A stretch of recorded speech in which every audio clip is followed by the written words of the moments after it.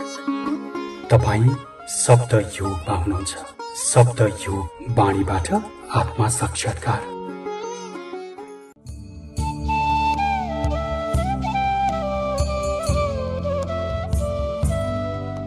स्वर्णिम बाल्यकाल अध्याय 32। शीर्षक छ मस्तोको अद्वितीय सुन्दरता। मलाई सधैँ नै आश्चर्य लाग्छ, प्रारम्भबाट नै मसँग ठिक भएको छ। कुनै पनि भाषामा यस्तो भनाइ छैन केही गलत भयो जस्तो कहावत त पाइन्छ, तर केही ठिक भयो जस्तो कहावत भेटिँदैन। तर म पनि के गर्न सक्छु र?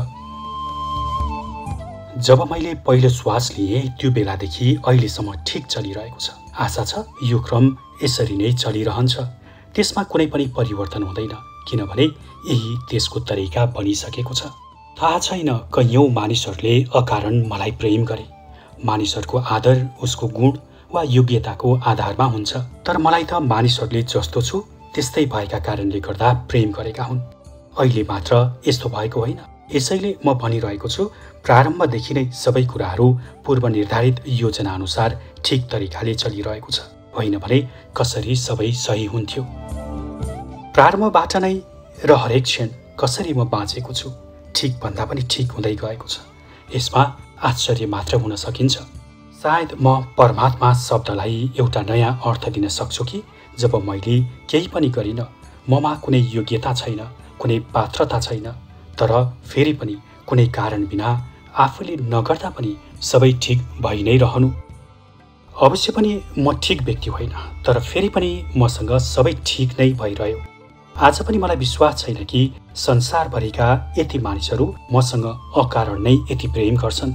मेरो त आफ्नो आन्तरिक र बाहिरी यस्तो उपलब्धि छैन जसको कारणले मैले आदर पाउन सकूँ। म त केही पनि होइन, मात्र शून्य हुँ, शून्य। जुन दिन मैले विश्वविद्यालयको नोकरी छोडेँ त्यही दिन मैले सबैभन्दा पहिले यो काम गरेँ। जम्मा गरेर सजाएर राखेका आफ्ना सर्टिफिकेटहरू र डिप्लोमामा आगो लगाइदिएँ। यो बलेको देखेर म यति खुसी भइरहेको थिएँ कि मेरा सबै परिवार त्यहाँ भेला भए। उनीहरूले सोचे अब म पुरै पागल भएँ। उनीहरू सधैँ म पागल नै हुँ भन्ने कुरा सोच्थे। उनीहरूको अनुहार देखेर म अझ जोडसँग हाँस्न लागेँ। उनीहरूले भने अन्तमा भइहाल्यो। मैले भने हो, अन्त्यमा भइहाल्यो। तिम्रो अर्थ के हो? मैले भने जिन्दगीभर यी सर्टिफिकेटहरूलाई म जलाउन चाहन्थेँ, तर जलाउन सकिरहेको थिइनँ, किनभने सधैँ नै त्यसको आवश्यकता पर्थ्यो।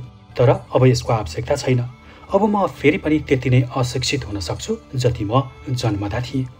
उनीहरूले भने तिमी पुरै बुद्धु हौ, पुरै पागल हौ, तिमीले यति मूल्यवान सर्टिफिकेट जलायौ, तिमीले सुनको मेडललाई पनि इनारमा फ्याँकिदियौ, अब विश्वविद्यालयमा प्रथम आएको सर्टिफिकेटलाई पनि तिमीले बालिदियौ। मैले भने अब कसैले पनि त्यो सबै बकवासको बारेमा मसँग कुरा गर्न सक्दैनन्। आज पनि ममा कुनै विशेष गुण या योग्यता छैन। म हरिप्रसाद जस्तो सङ्गीतज्ञ होइन र न म नोबेल पुरस्कार विजेताहरू जस्तो छु। म त बस केही पनि होइन, तर पनि हजारौं मानिसहरूले कुनै अपेक्षा बिना मलाई प्रेम गर्छन्। भर्खर मात्र गुडियाले मलाई भन्दै थिइन् कि जब म यो कुर्सीमा बसिरहेको थिएँ र आशिषले मेरो अर्को कुर्सीलाई बनाउँदै थिए, गुडियाले देखिन्। उनी धेरै नै रोइरहेका थिए। उनले आशिषलाई यसरी आँसु बगाएको देखेकी थिएनन्। अनि उनले आशिषलाई सोधिन्, कुरा के हो, तिमी किन रोइरहेका छौ?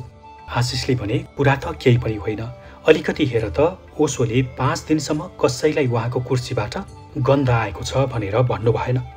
मैले यसलाई बनाएको थिएँ, यसैले यो गन्धका लागि म नै जिम्मेवार छु। मैले राम्ररी यसलाई जाँच्नु पर्ने थियो, यसको सबै भागलाई राम्ररी सुँघ्नु पर्ने थियो। अब यसका लागि मलाई कसले क्षमा गर्छ?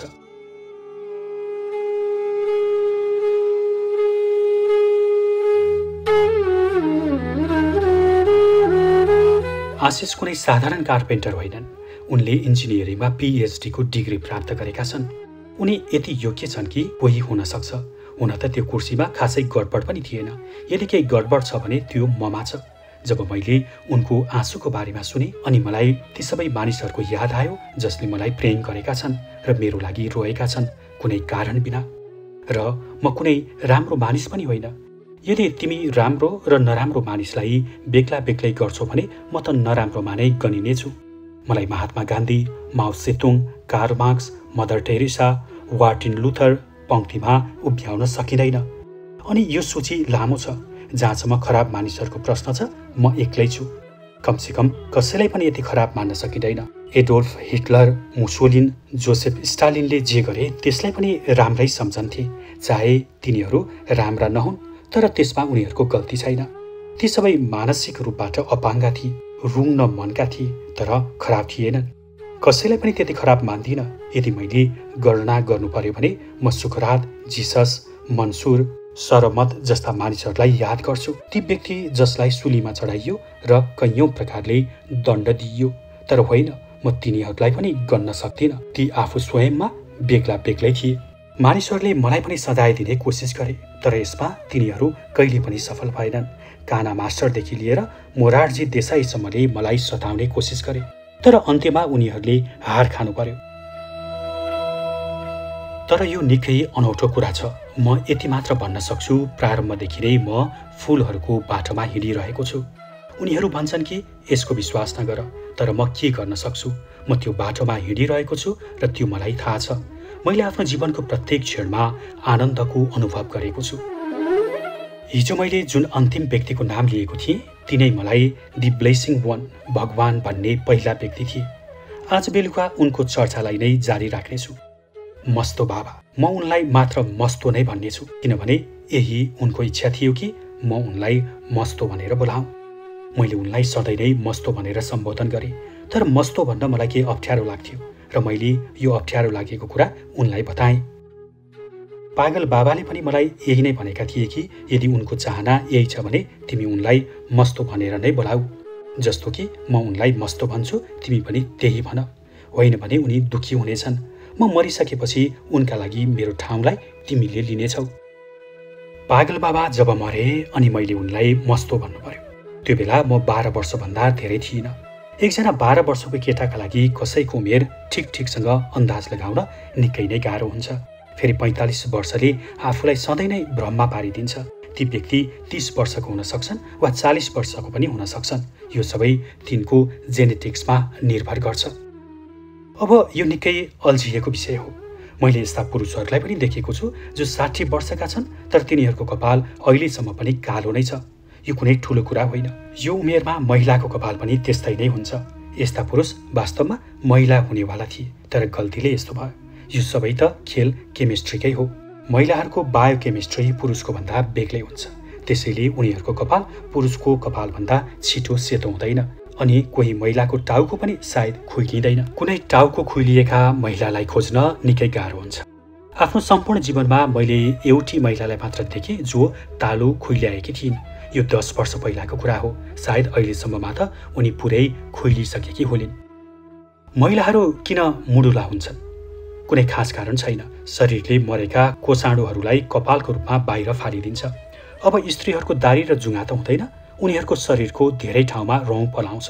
कुनै पनि पुरुषले कपाललाई त्यति बढाउन सक्दैनन् जति स्त्रीले बढाउन सक्छन्, किनभने उनीहरूको क्षमता फरक छ। अनि प्रकृतिले स्त्रीको औसत उमेर पुरुषको भन्दा 10 वर्ष धेरै नै राखिदिएको छ। एउटा कुरा अर्को पनि छ। 35 वर्षको उमेरमा पुरुषको यौन ऊर्जा आफ्नो चरम सीमामा हुन्छ। पुरुषहरूको दिलमा ठेस नपुगोस्, यसैले म यो भनिरहेको छु। साँचो कुरा त यो हो कि 18 वर्षको उमेरमा नै उसको यौन शक्ति चरम बिन्दुमा हुन्छ, त्यसपछि त घट्न सुरु गर्छ। यसलाई यसरी पनि भन्न सकिन्छ कि 35 वर्षको उमेरमा त्यसको अन्त्यको प्रारम्भ सुरु हुन्छ। त्यही बेला पुरुषलाई जब ऊ समाप्त भयो भन्ने अनुभव हुन्छ। 35 र 40 वर्षको बीचमा पुरुष आध्यात्मिक बन्दछन्। यो उमेरमा त्यो निरर्थक चिजहरूबाट प्रभावित हुन्छ। वास्तविक कारण यो हो कि यौन शक्ति क्षीण हुन थाल्छ, किनभने उसको शक्ति क्षीण हुन थाल्छ। यसैले उसको ध्यान परमात्मा सर्वशक्तिमान भएको तर्कतिर जान्छ।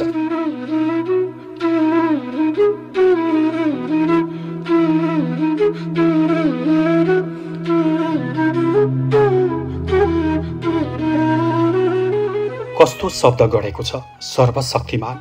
यो दुनियाँको सबैभन्दा नपुंसक पुरुषले नै सबैभन्दा पहिला सर्वशक्तिमान शब्दलाई गढेको हुन्। त्यो समयमा ती पुरुष थियोसफिकल सोसाइटी वा जोहोवाको विटनेसको सदस्य बन्न थाल्छ। 35 वा 40 वर्षको उमेरका बीचमा आयु भएका पुरुष कुनै पनि संस्थाको सदस्य बन्नको लागि तयार हुन्छन्, किनभने त्यो समयमा उनीहरूलाई कसैको सहाराको आवश्यकता हुन्छ। जसले उनीहरूलाई यस्तो भरोसा गराओस् कि ती अहिले पनि बाँचेकै छन्। बस यही समयमा तिनलाई गिटार, सितार र बाँसुरी बजाउने कुरा उठ्न थाल्छ। अनि यदि कोही पैसा भएका छन् भने उनीहरू गल्फ खेल्न थाल्छन्। यदि कोही धेरै धनी छन् भने तिनीहरू बियर पिउन थाल्छन् वा तास खेल्न थाल्छन्। यो दुनियाँमा हजारौं मानिसहरू हरेक समय तास खेलिरहेका हुन्छन्। कस्तो खालको दुनियाँमा हामी बसेका छौँ? तासको राजा, रानी र जोकरका लागि सबै नै छ। अब त संसारमा तासको राजा रानी बचेका छन् वा इङ्ल्यान्डकी महारानी बचेकी छिन्, जो न वास्तविक रानी हुन् न तासकी रानी हुन्। ती भन्दा पनि गए गुज्रेकी।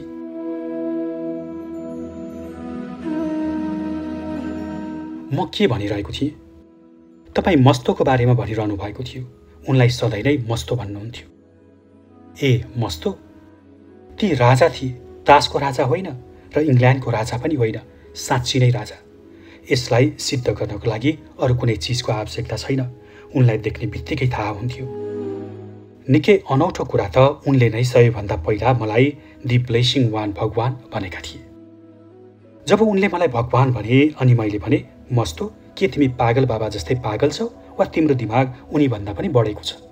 उनले भने, याद राख, यो क्षणदेखि म तिमीलाई भगवान नै भन्छु। हजारौं मानिसहरूले तिमीलाई भगवान भन्नेछन्, तर तिमीलाई पहिलो पटक भगवान भन्ने व्यक्ति म नै हुँ र यसको श्रेय मैले पाउनुपर्छ। हामी दुईजना गला मिलाएर खुबै रोयौं। त्यो हाम्रो अन्तिम भेट थियो। मेरो त्यो अनुभव हुनुभन्दा ठिक एक दिन पहिला 22 मार्च 1953 को दिन हामी दुवैजनाले एक अर्कालाई आलिङ्गन गर्यौं। हाम्रो यो अन्तिम मिलन हो भन्ने कुरा नजानी। सायद उनलाई थाहा थियो, तर मलाई यसको आभास थिएन। आफ्नो सुन्दर आँखामा आँसु भरेर उनले यो मलाई बताए। भर्खरै मैले त्यो दिन चेतनासँग सोधेँ, चेतना, मेरो अनुहार कस्तो देखिँदैछ? उनले भनिन्, के? म यस कारणले गर्दा सोधिरहेको छु किनभने मैले कैयौं महिनादेखि फलहरूभन्दा अरू केही पनि खाएको छैन। हो, केही दिन देवराजको मिश्रण पनि खाएको छु। मलाई थाहा छैन कि त्यसमा के हालेको छ, तर त्यसका लागि यति मात्र भन्छु कि त्यसलाई खानका लागि दृढ सङ्कल्पको आवश्यकता पर्छ। आधा घण्टासम्म त त्यसलाई चपाउनुपर्छ। तर यो त निकै राम्रो छ। जबसम्म म त्यसलाई खाएर समाप्त पार्दिन, त्यो बेलासम्म यति थकित हुन्छु, यति थकित बन्छु कि मलाई निन्द्रा लाग्न थाल्छ। त्यसकारण म सोधिरहेको थिएँ। उनले भनिन्, ओसो, जब तपाईँले मलाई सोधिरहनु भएको छ अनि के म साँचो भन्न सक्छु? मैले भने, हो, पुरै साँचो नै भन्नु। उनले भनिन्, जब म तपाईँको आँखामा हेर्छु तब म तपाईँको आँखाभन्दा अरू केही देख्दिनँ। यसैले कृपा गरेर मलाई नसोध्नुहोला। मलाई थाहा छैन कि तपाईँ पहिला कस्तो देखिनुहुन्थ्यो र अब अहिले कस्तो हुनुहुन्छ। मलाई त तपाईँको आँखाको बारेमा मात्रै थाहा छ। मलाई यो कुराको अफसोस छ कि मैले तिमीहरूलाई मस्तोलाई देखाउन सकिनँ। उनको त सम्पूर्ण शरीर नै सुन्दर थियो। यस्तो लाग्थ्यो कि देवलोकबाट आएका हुन्। भारतमा निकै सुन्दर कहानीहरू प्रचलित छन्। ऋग्वेदमा एउटा कहानी पुरुरवा र उर्वशीको छ। उर्वशी एकजना यस्ती अप्सरा थिइन् जो स्वर्गलोकको सुखदेखि अगाइसकेकी थिइन्। मलाई यो कहानी निकै नै प्रिय छ किनभने यो सत्य हो। यदि तिमीसँग सबै सुख सुविधा छन् भने कहिलेसम्म तिमी त्यसको उपयोग गर्न सक्छौ? एक न एक दिन त अघाउने नै छौ। यो कहानी कुनै यस्ता मानिसले लेखे जसले यो कुरालाई राम्ररी जान्दछन्। उर्वशी सबै प्रकारको सुख, देवताहरूको भोगविलास र उनीहरूको प्रेमसँग पुरै अघाइन्। अन्त्यमा जब उनी प्रमुख देवता इन्द्रसँग थिइन्, उनले यो अवसरको फाइदा उठाइन्। सबै स्त्रीहरूले त्यसो गर्छन्। ठिक समयलाई देखेर तिनीहरूले कहिलेकाहीँ घडीको फरमाइस गर्छन् अनि कहिले हिराको औँठीको वा हारको। आँसु, तिमी के सोच्दैछौ?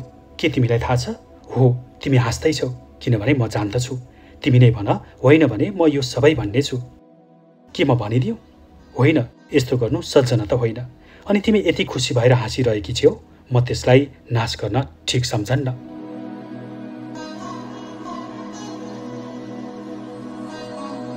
उर्वशीले इन्द्रलाई भनिन्, यदि तपाईँ मदेखि यति खुसी हुनुहुन्छ भने के तपाईँ मलाई एउटा सानो उपहार दिनुहुन्छ? ठुलो होइन, निकै नै सानो। इन्द्रले भने, माग, तिमी जे माग्छौ तिमीले पाउनेछौ। म धरतीमा गएर साधारण मानिससँग प्रेम गर्न चाहन्छु। इन्द्र त रक्सीको नसामा पुरै डुबेका थिए। तिमीले देखेका होला कि भारतीय देवता ईसाई परमात्मा जस्ता छैनन्। इसाई पादरीहरू जस्ता पनि छैनन्, अनि परमात्माको के कुरा। इसायत तानाशाही धर्म हो। हिन्दू धर्म धेरै प्रजातान्त्रिक र धेरै मानवीय पनि छ।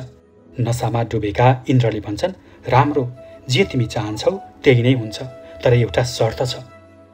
जब तिमीले ती मानिसलाई म अप्सरा हुँ भनेर भन्यौ भने तत्काल तिमीले स्वर्गमा फर्केर आउनुपर्नेछ। उर्वशी धरतीमा आउँछिन् र पुरुरवाको प्रेममा पर्छिन्। पुरुरवा निकै कुशल धनुर्धारी र कवि हुन्, अनि उर्वशी अति सुन्दर छिन् र पुरुरवाले उनीसँग विवाह गर्न चाहन्छन्। उर्वशीले भनिन्, बिहेको त कुरा पनि नगर, यो कुरालाई तिमीले दोस्रो पटक भन्ने छैनौ भनेर मलाई वचन देऊ, प्रतिज्ञा गर, अनि मात्र म तिमीसँग बस्न सक्छु। अनि पुरुरवा जस्ता कविले उर्वशी जस्तै सुन्दर युवतीको सुन्दरतालाई बुझ्न सके। उनले यस्तो सुन्दरतालाई कहिले पनि देखेका थिएनन्। उनी त धरतीमा ओर्लिएकी देवगङ्गा थिइन्। उनको अनुपम रूप, नसालो सुन्दरताको कारणले उनले उर्वशीसँग प्रतिज्ञा गर्छन्। अनि उर्वशीले भन्छन्, एउटा अर्को कुरा तिमीले म को हुँ भनेर कहिल्यै पनि सोध्न पाउने छैनौ, होइन भने हामी सबै अहिलेदेखि नै बिर्सौँ। सुरु नगर्दा नै राम्रो हुनेछ। पुरुरवाले भन्छन्, म तिमीसँग प्रेम गर्छु। मैले तिमीलाई को हौ भनेर जान्न आवश्यक नै छैन। म कुनै अन्वेषक हुँ र। दुवैजनाको मन्जुरी भएपछि उर्वशी सन् केही दिन पछाडि एक प्रकारले वेद निकै मानवीय छ र कुनै शास्त्र यति मानवीय छैनन्। सबै अरू शास्त्रहरूको आडम्बर वा अरू शब्दहरूबाट गोबरले भरिएका छन्, तर ऋग्वेद मानवीय छ। यसमा सबै स्वाभाविक मानवीय त्रुटिहरू, कमजोरीहरू छन्, जस्तो कि हरेक प्रेम प्रसङ्ग र हरेक हनीमुन एक दिन समाप्त हुन्छ। पश्चिममा सायद अलिक छिटो अन्त्य हुन्छ र भारतमा अलि ढिलो। यसैले यी प्रेमीहरूलाई 6 महिना लाग्छ। अमेरिकामा हनीमुन समाप्त हुन्छ अनि विवाह प्रारम्भ हुन्छ। जिसस, अनि तिमी भन्छौ कि जसले पाप गर्छन् तिनीहरू मृत्युपछि नर्कमा जान्छन्। यो त हनीमुन पछिको कुरा हो। साँचो कुरा त यो विवाह हो। भारतमा 6 महिना लाग्छ। गोरु गाडाको गतिमा समाप्त हुन्छ। एक दिन राति उर्वशी सुतिरहेकी थिइन्। उनको आँखा खुल्यो र उनले पुरुरवालाई आफूतिर हेरिरहेको देखिन्। अब पतिले त यस्तो गर्नुहुने थिएन। के कसैले आफ्नो पत्नीलाई यसरी हेर्छन्? उनी सुतिरहेकी थिइन् र पुरुरवा उनलाई हेरिरहेका थिए। यदि उनी अरू कसैकी पत्नी थिइन् भने त त्यो ठिकै थियो, तर आफ्नै पत्नीलाई हेर्नु? तर उर्वशीको सुन्दरता अवश्य पनि दिव्य थियो होला। उनी त अर्कै लोककी थिए। पुरुरवाले थाम्न सकेनन् र उनले आश्चर्य मानेर सोधे, तिमी को हौ? उर्वशीले भनिन्, पुरुरवा, तिमीले आज आफ्नो प्रतिज्ञा तोड्यौ। म तिमीलाई साँचो कुरा अवश्य पनि भन्नेछु, तर अब म तिमीसँग बस्दिन। जुन बेला उनले भनिन् कि उनी स्वर्गबाट अघाएर आएकी देवगङ्गा हुन् र उनी धरतीमा वास्तविक मानिसको अनुभवलाई लिनको लागि आएकी हुन्, किनभने देवता त धेरै नक्कली र झुटा हुन्छन्। त्यही बेला एउटा सुन्दर सपना जस्तै उनी बिलाएर गइन्। पुरुरवाले बारम्बार त्यो खाली ओछ्यानलाई हेरिरहे, तर त्यहाँ कोही पनि थिएन। मलाई जुन कहानी धेरै प्रिय लाग्छ ती मध्ये यो एउटा हो।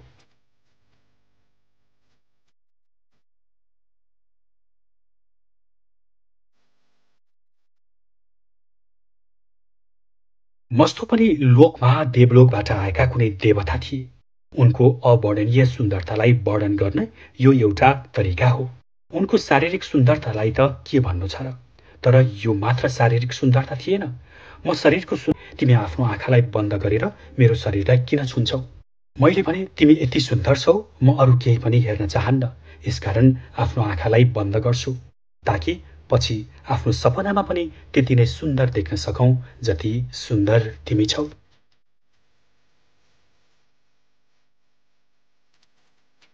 तिमी मेरो शब्दलाई नोट गरिरहेका छौ, ताकि म तिमीलाई सपनामा पनि त्यति नै सुन्दर देख्न सकौं जति तिमी छौ। म चाहन्छु तिमी मेरो सपना बन। तर उनको शरीर मात्र सुन्दर थिएन, न कपाल। मैले यस्तो सुन्दर कपाललाई देखेको थिएन। खास गरेर पुरुषको टाउकोमा यति सुन्दर कपाल देखेको थिएन। म उनको कपाललाई छुन्थे, त्योसँग खेल्थे अनि उनी हाँस्थे। एकपटक उनले भने, कस्तो अचम्म, बाबा त भाउलाई लिनेछौ। यसैले जे गरे पनि म तिमीलाई रोक्न सक्दिन। यदि तिमीले मेरो टाउकोलाई काट्छौ भने पनि म सहर्ष स्वीकार गर्नेछु। मैले भने, चिन्ता नगर, म त एउटा रौँ पनि काट्ने छैन। जहाँसम्म तिम्रो कपालको प्रश्न छ, बाबाले पहिले नै आफ्नो काम गरेका छन्।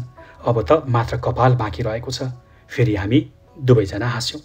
यस्तै धेरै पटक धेरै तरिकाबाट भइ नै रह्यो।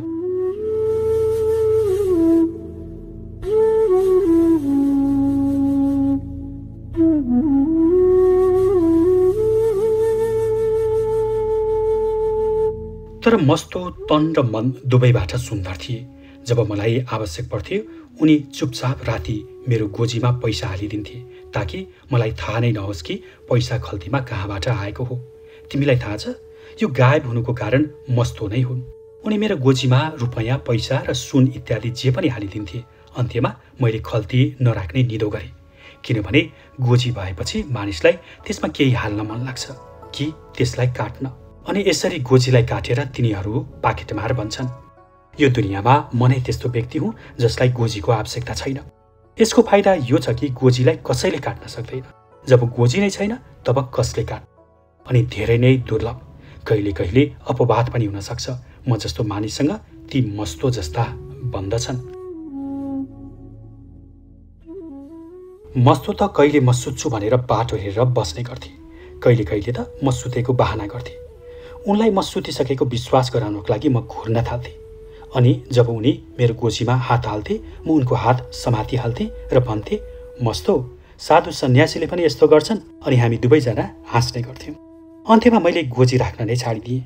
यो पनि राम्रो भयो कि मैले कुनै भारी बोक्नु परेन। कोही अरूले नै यो कामलाई गरिदिन्छन्। मैले गरिरहनु आवश्यक नै परेन। वर्षौँदेखि मलाई गोजीको आवश्यकता नै छैन।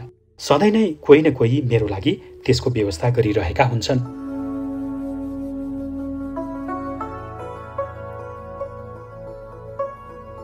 आज बिहान जब गुडियाले मलाई चिया दिइरहेकी थिइन् अनि मैले सानो थाललाई आफ्नो हातबाट खस्न दिएँ, म यो त भन्न सक्दिनँ कि मैले खसाइदिएँ। यो बर्तानै हुनेछ, किनभने थाल निकै मूल्यवान थियो। यसमा सुनको कलाकृति थियो। अनि यदि मैले यसलाई खसाएँ भनेर भने उनले मलाई माफ गर्दिनन्। हो, मैले थाललाई हातबाट खस्न दिएँ भने त्यो स्वाभाविक रूपले खस्नेछ। त्यसले उड्न त सम्भव थिएन, त्यसैले खस्नै पर्थ्यो। त्यो क्षणमा मैले धेरै कुरालाई जाने जुन म पहिलेदेखि नै जान्दथेँ। तर त्यो बेला म एकै पटक चरम बिन्दुमा पुगेँ। खस्ने। मानिस उड्न सक्दैन, न आदम र न इभ। स्वभावैले त्यसैले खस्नु पर्यो। त्यो साँपको राजनीति थिएन। मनुष्यले खस्नु स्वाभाविक थियो। स्वाभाविक, निकै स्वाभाविक थियो। आदम र इभले खस्नु, किनभने तिनीहरू उड्न त सक्दैनथे। न लुप्तहांसा थियो, न पानहेम थियो। एयर इन्डियासम्म पनि थिएन। बिचरा आदम त धेरै नै गरिब थिए। तर एक प्रकारले त्यो राम्रै भयो कि उनी खसे। होइन भने उनी त्यही स्थितिमा हुने थिए जुन स्थितिमा उर्वशी थिइन्। स्वर्गको सबै फलहरूको स्वाद लिने थिए। त्यसको मजा नलिइकन अब इभसँग बस्नु प्रेम बिना। स्वर्गमा कसैले पनि यति प्रेम गर्दैनन्। म यो भन्न सक्छु कुनै डर बिना कि यसका लागि म यहाँबाट निकालिन सक्छु, किनभने म स्वर्गमा प्रवेश नै गर्न चाहन्न। अनि कसले परवाह गर्छ? स्वर्ग अन्तिम ठाउँ हो जहाँ म जान चाहन्छु। स्वर्गमा जानुभन्दा म नर्कमा जान मन पराउँछु। थाहा छ किन हो? त्यहाँको राम्रोसँग साथको कारणले गर्दा। स्वर्ग त भयानक छ, डरलाग्दो छ। सन्तहरूको सङ्ग, साथ, हे परमात्मा, ती सबै देवताहरू मूढ होलान्, जडबुद्धि वा सायद मस्तिष्क बिनाका होलान्, रोबोट जस्ता। होइन भने तिनीहरू किन कसरी सधैँ नै गोलचक्करमा घुमिरहन्छन्? तिनीहरूसँग रहनु छैन। म उनीहरूको हिस्सा बन्न चाहन्न। तर मस्तो त यस्ता देखिन्थे मानव कुनै देवता धरतीमा ओर्लिएर आएका हुन्। उनीसँग अकारण धेरै नै प्रेम गर्थे, किनभने प्रेम कुनै पनि कारणबाट हुँदैन। अहिले पनि म उनलाई प्रेम गर्छु। मलाई थाहा छैन कि उनी जीवित छन् कि छैनन्, किनभने 22 मार्च 1953 उनी अदृश्य भए। उनले भने मेरो उत्तरदायित्व पुरा भयो। पागल बाबासँग मैले जे वचन दिएको थिएँ त्यो पुरा भयो। अब मेरो कुनै आवश्यकता छैन, किनभने तिम्रो अन्तर्निहित सम्भावना पुरै तरिकाबाट प्रकट भयो। तिमी जे बन्नुपर्ने थियो बनिसक्यौ। मैले भने, होइन मस्तो, मलाई अहिले पनि तिम्रो आवश्यकता हुन्छ, अरू कारणबाट। उनले भने, होइन, अब म प्रतीक्षा गर्न सक्दिनँ। अब तिमीले स्वयं नै आफ्नो आवश्यकताको पूर्ति गर्नेछौ।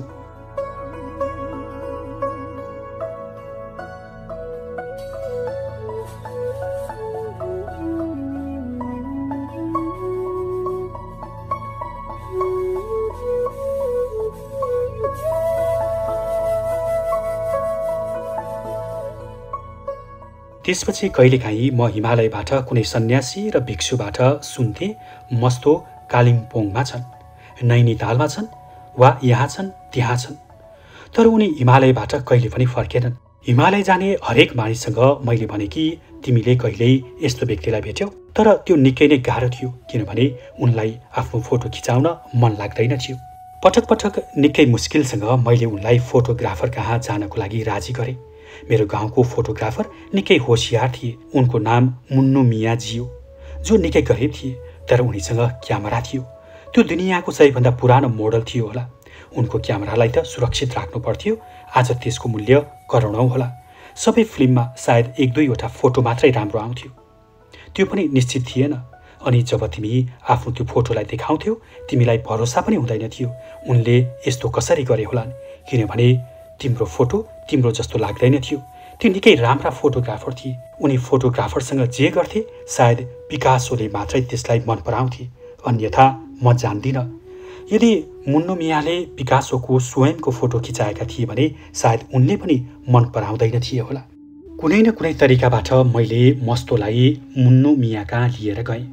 मुन्नु मिया त धेरै नै खुसी भए। मस्तो मन लागि नगरी त्यो गाउँको स्टुडियोमा बसे। त्यसलाई स्टुडियो भन्न पनि सकिँदैन किनभने त्यहाँ एउटा समात्ने नभएको खिया लागेको फलामको कुर्सी थियो। मानिस सायद कहिलेकाहीँ मात्रै त्यहाँ फोटो खिचाउन भनेर आउँथे, त्यसैले त्यहाँ स्टुडियो जस्तो केही पनि थिएन।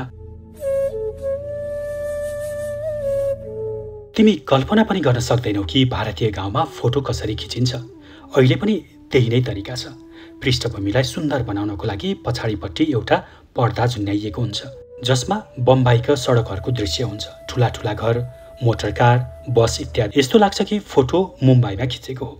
अब 1 रुपियाँमा 3वटा फोटो पाइन्छ वा तयार हुन्छ भने अरू के पाउन सकिन्छ। मस्तोले मेरो प्रयासमाथि पानी खनाइदिए। वा त यसो भन्दा हुन्छ, मुन्नु मियाको भुलक्करका कारणले गर्दा मेरो सबै मेहनत बेकार भयो। उनले क्यामेरामा प्लेट राख्न नै बिर्सिए। अहिले पनि त्यो सम्पूर्ण दृश्य मेरो आँखा अगाडि घुम्छ। मैले मुन्नु मियालाई राम्ररी बुझाएको थिएँ कि फोटो खिच्दा कुनै पनि गल्ती नहोस्। यिनलाई निकै मुस्किलले यहाँ ल्याएको छु र यदि तिमीले फोटो तयार गर्यौ भने तिम्रो स्टुडियोको नाम चम्कनेछ। उनले बुझे पनि र उनले भने म प्रयास गर्छु। मलाई मात्र अङ्ग्रेजीमा 2वटा शब्द सिकाइदियो। मैले सुनेको छु ठुलो सहरमा फोटो खिच्दा पहिला भन्छन् प्लिज बी रेडी। उनले यसलाई हिन्दीमा नै भने, तर यी विशेष आदरणीय सज्जनलाई प्रभावित गर्नको लागि उनी यसलाई अङ्ग्रेजीमा भन्न चाहन्थे। फेरि यो पनि जान्न चाहन्थे कि फोटो खिचिसकेपछि थ्याङ्क यू कसरी भनिन्छ। उनले सबै ठिकठाक पारे। फेरि उनले अङ्ग्रेजीमा भने प्लिज बी रेडी। मस्तोलाई पनि मुन्नु मियाले अङ्ग्रेजी जान्दछन् भन्ने कुरा विश्वास भएन। फेरि उनले क्लिक गरे। क्यामेराबाट जोडसँग क्लिकको आवाज आयो। म अहिले पनि उनको क्यामेरालाई देख्न सक्छु अनि म निश्चित तरिकाले भन्न सक्छु कि मात्र त्यसको मूल्य प्राचीनताका कारणले गर्दा पनि लाखौं डलरको होला।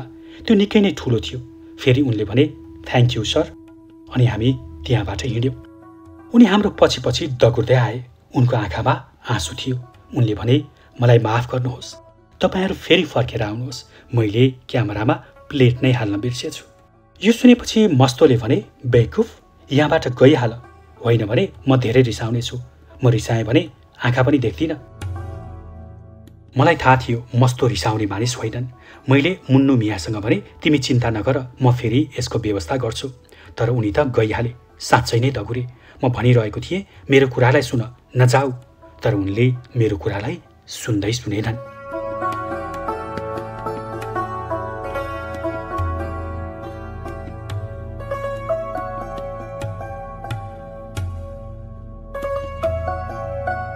मैले मस्तोलाई स्टुडियोमा लैजानको लागि फेरि पनि राजी गरेँ।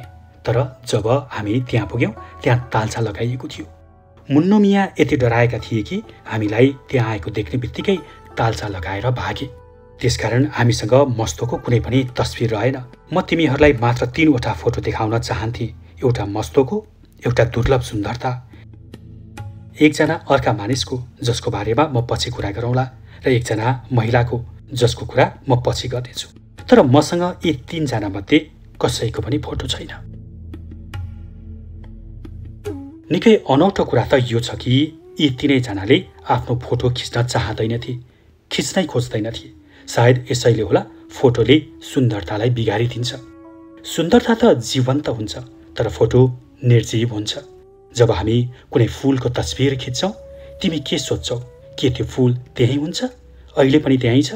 होइन, त्यो बेलासम्म त्यो फुल त्यहीँ रहँदैन, त्यो बढिरहन्छ, तर तस्बिर त त्यही नै रहन्छ। तस्बिरमा त कुनै पनि परिवर्तन हुँदैन, त्यसको विकास हुन सक्दैन, प्रारम्भबाट नै त्यो मृत हुन्छ। तिमी त्यसलाई के भन्छौ? स्टिल बर्न, मृत जात। के यो ठिक छ? हो ओसो, तस्बिर मृत हुन्छ, निर्जीव छ, पहिलो श्वास फेर्नुभन्दा पहिला नै मरिसक्यो, त्यसैले त श्वास पनि लिँदैन। मात्र एकजना व्यक्ति जसलाई म धेरै नै प्रेम गर्थेँ र जो सुन्दरतम मानिसहरू मध्येबाट हुनुहुन्थ्यो र उहाँले मलाई आफ्नो फोटो खिच्न दिनुभयो, उहाँ हुनुहुन्थ्यो मेरी हजुरआमा। तर उहाँले यो शर्त राख्नुभयो कि एल्बम उहाँसँग हुनेछ। मैले भने यसमा कुनै समस्या छैन, तर किन? म माथि विश्वास छैन? उहाँले भन्नुभयो, तिमीप्रति त विश्वास छ, तर यी तस्बिरहरूप्रति विश्वास छैन। मलाई थाहा छ तिमीले मेरो कुनै हानि गर्ने छैनौ, तर यो तस्बिरलाई मसँगै राख्नेछु र म मरिसकेपछि तिमी यसलाई लानु। मैले उहाँको अनौठो फोटोहरू खिच्न लगाएँ। उहाँले मलाई रोक्नु भएन, तर उहाँको मृत्युपछि जब मैले उहाँको दराज खोलेँ जहाँ उहाँले फोटोको एल्बम राख्नुहुन्थ्यो, त्यहाँ हेरेँ उहाँको एल्बम त खाली थियो। उहाँले स्वयं त लेख्न सक्नुहुन्थेन, तर मेरो पितालाई लेख्न लगाएर राखिएको थियो, मलाई क्षमा गर्नु। त्यहाँ उहाँले आफ्नो दायाँ औँठा छाप लगाएर हस्ताक्षर गर्नुभएको थियो। जुन मानिसहरूलाई म तिमीहरूसँग परिचित गर्न चाहन्थे, तिनीहरूले मलाई आफ्नो फोटोलाई नै खिच्न दिएन, तर मात्र एकजनाले मलाई यसको अनुभूति दिएकी थिइन्। तर मलाई यस्तो लाग्छ कि हजुरआमा किन राजी हुनुभयो भने उहाँले मेरो चित्तलाई दुखाउन चाहनुहुन्थेन, अनि उहाँले सबै आफ्ना तस्बिरहरू च्यातिदिनुभयो। एल्बम खाली थियो। मैले राम्ररी हेरेँ र मलाई थाहा भयो यो एल्बमको त कहिले पनि उपयोग भएन। मैले घरिघरि तस्बिर खोजेँ, तर त्यहाँ एउटा पनि तस्बिर थिएन। म तिमीहरूलाई हजुरआमाको आँखा देखाउन चाहन्थे, मात्र आँखा। उहाँको सम्पूर्ण शरीर सुन्दर थियो, तर आँखा। एउटा कविले मात्रै त्यसको वर्णन गर्न सक्छ, वा चित्रकारले। अनि म त दुईवटै होइन, म त यति मात्र भन्न सक्छु कि ती आँखाले त्यो असीम र अपारलाई प्रतिबिम्बित गर्थे।